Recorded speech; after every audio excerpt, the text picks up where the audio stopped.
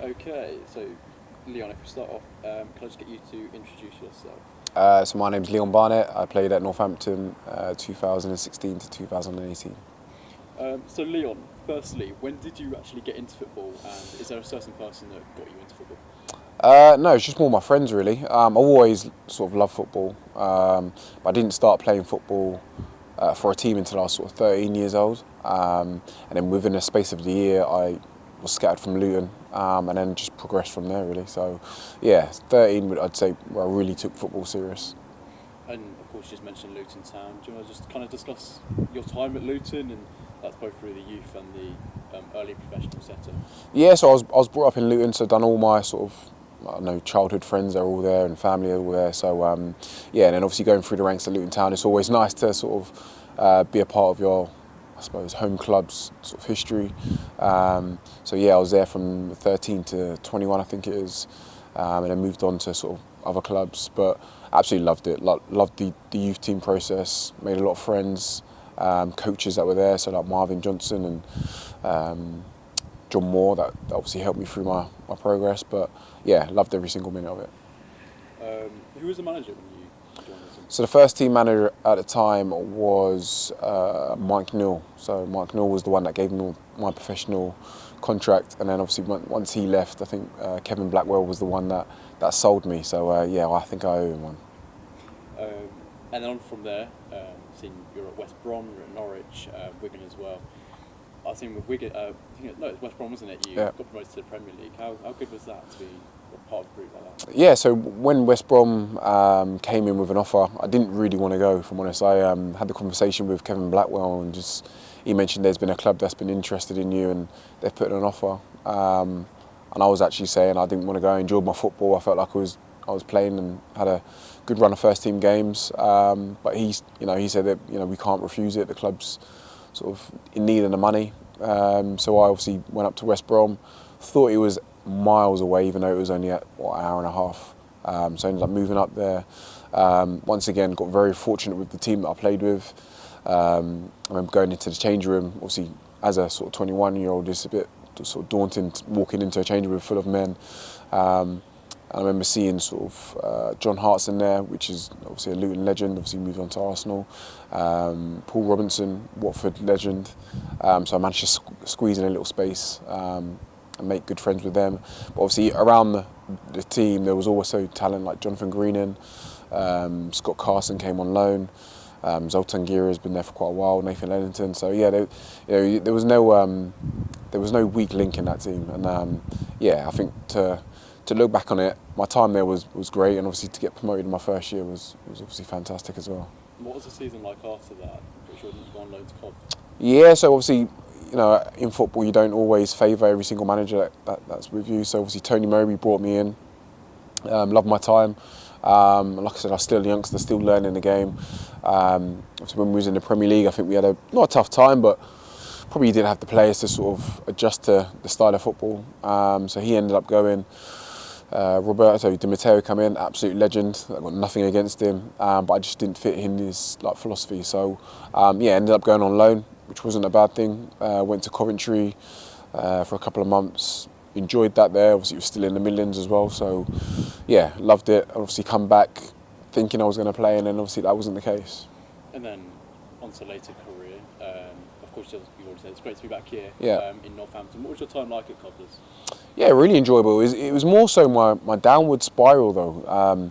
Obviously, I've got to an age where I was sort of 30, and I suppose that for a centre half, that's sort of their prime, or sort of on their sort of downward decline. But I actually loved being here. Like, it was quite like a closely knitted team, and like, it was always family orientated. So I loved my 2 years that I had here. I wish it obviously could have had it a bit longer, but it was sort of out of my control. But I had nothing against the club. They actually quite looked after me after sort of retiring as well. So yeah, no bad words to say about Northampton. I know we quickly mentioned it before, your goal down at Southend. Don't know how much you remember of it. Do you want to just talk us through that? Yeah, you know what, I don't want to do him discredit, but I can't actually remember who took the corner. I think it might have been Matt Grimes, I'm not 100% sure. He took it from sort of the right hand side. It was more of an in-swinger with his left foot. It wasn't planned, so yeah, I can't give him credit for that one. But yeah, he whipped it in towards the sort of, I don't know, the point of the 6-yard box, and every now and again I try to make a run towards the front post because I know a lot of strikers do that when the ball's out wide, and I managed to catch it on a half volley.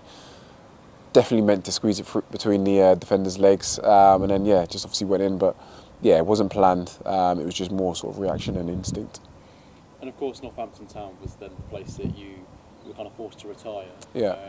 Just explain why you had to retire, what the whole problem was. Yeah, so I had a heart condition. I didn't really realise until it was a game against Wickham in the Carling Cup, I think it was. It might have been the second game of the season. So it was away. Played full 90 minutes. And then I remember sort of walking back sort of towards the halfway line, sort of 85 minutes. And mentioning to, I think his name was Anders at the time, he was the physio, just that, I started to feel sort of lightheaded. Everything around me seems to be going quite quickly. I don't know why, but he automatically said, listen, we'll go up to Birmingham and sort of get it checked out. Even then, I didn't think it was nothing to do with my heart. We had a small operation over a couple of days. I was back in training, and I had like a small GPS just to monitor my heart and just to see what's it doing when I'm active. Went back into training, went back into another game, and I think it was Bury when I played him here. Had the same sort of feeling. Spoke to Anders again. Must have been sort of 88 minutes into the game, and obviously he mentioned come off. We'll get it checked out. So the next day, I think it must have been a Wednesday, went up to Birmingham, downloaded the data that was on the GPS, and they found out that my heart was doing something like 230 minutes per second. So that's unheard of. So I probably shouldn't have been sitting here at the moment. But something that I've obviously had to come and deal with. Spoke to many people about what to do, and then eventually managed to speak to 3 cardiologists. 2 said, it's probably worth, considering retiring. Now I think there was 1 that said, you probably can, carry on. And I think where I've had a half decent career, I thought, I've played my best years. Is it worth risking to play extra more games when I've got a family and kids and stuff? So we made the call and said that, it's probably time to call it a day. And what heart condition do you actually have? It's a little bit mixed really. I thought I had myocarditis, which is scarring on the heart. But then another cardiologist said to us that it's not it. So I'm still in a bit of a blur of what it is. But obviously after I had the ICD fitted, I had a operation. And I remember I think it was the Euros final when, I don't know, it might have been when England were playing, no, Italy were playing. But anyway, I remember watching it in my hospital bed. Operation's been done. The ICD is still in my chest. I think it's due to come out sort of in a couple of years' time. So it'd be interesting to see what they say. And of course, you mentioned the physios already, but if we're talking in general, what part do you think doctors, physios, medics have in kind of controlling things with people that have heart issues in football, especially? Kind of what role do you think they have to play? I think it's more the health and safety sort of side of things. I think doctors, physios, they need to be around the pitch, and I think there is more now.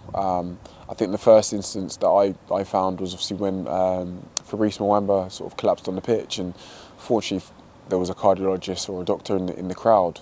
And I think now that's sort of a big stance. I think now there's sort of defibrillators in every public place, which could have saved a lot of lives, including obviously Justin Edinburgh as well. So there's a lot that has been done, but I still think there's probably a lot more that can be done. And that was my next question. Do you think the EFL and other charities are doing enough to get defibs into every single ground across the country? Do you think that is necessary to have defibs in every single ground? I think it definitely helps. I'm not saying it's going to save every single life, but I think just to have that option and have an understanding how to use a defibrillator. So I'm doing not me personally, but Justin Edinburgh's son, Charlie, is coming down to our college to do a session on CPR and how to use a defibrillator if you ever have a situation. I don't think we have that enough in schools. There was not once where I had a lesson on how to revive someone, or if someone was choking. I've never learned how to do that. So I think that's something we could start off by doing. It's a life skill. It's something that 1 in 5 possibly will occur. So Like I said, yeah, I definitely think there could be more done for kids, especially in a younger age. And on from there, how's life been since? What have you been up to? So life's been good. Like I said, when I was 30, I sort of had plans to sort of retire, sort of 35. So I had everything in place. So my main source of income is property. So that's my hobby. I love to sort of collect properties and then let them out.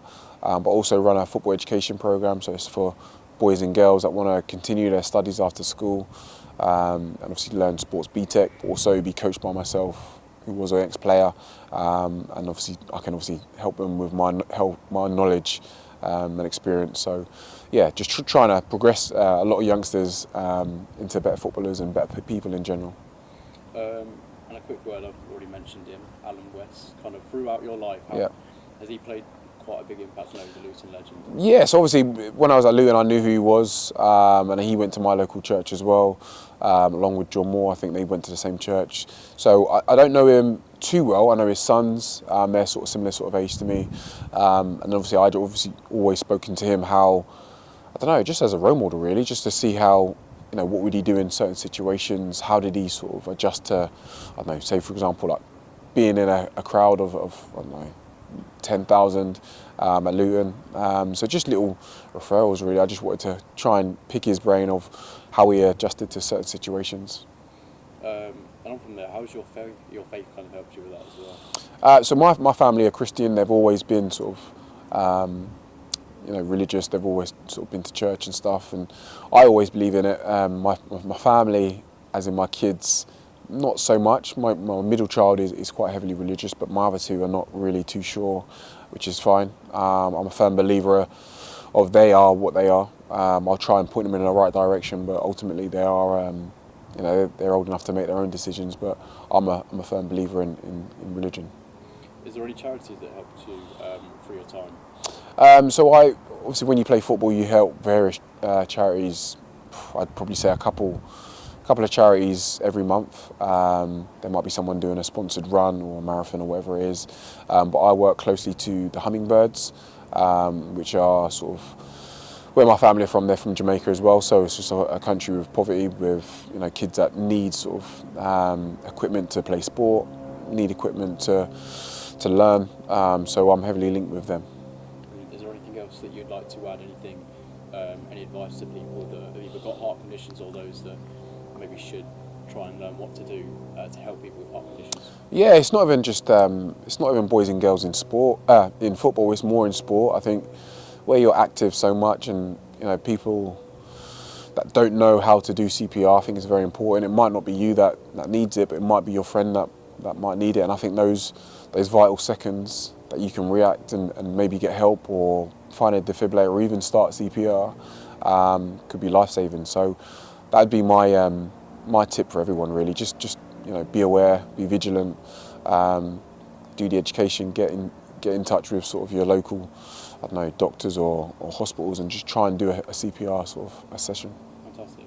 Can I just end it on you looking down this camera and just saying there's still time to revive? Yeah. Yeah. So do you want to tell me when? Okay. Okay. Go when you're ready. Yeah. Okay. There's still time to revive. Spot on. Is that all right? Yeah, spot on.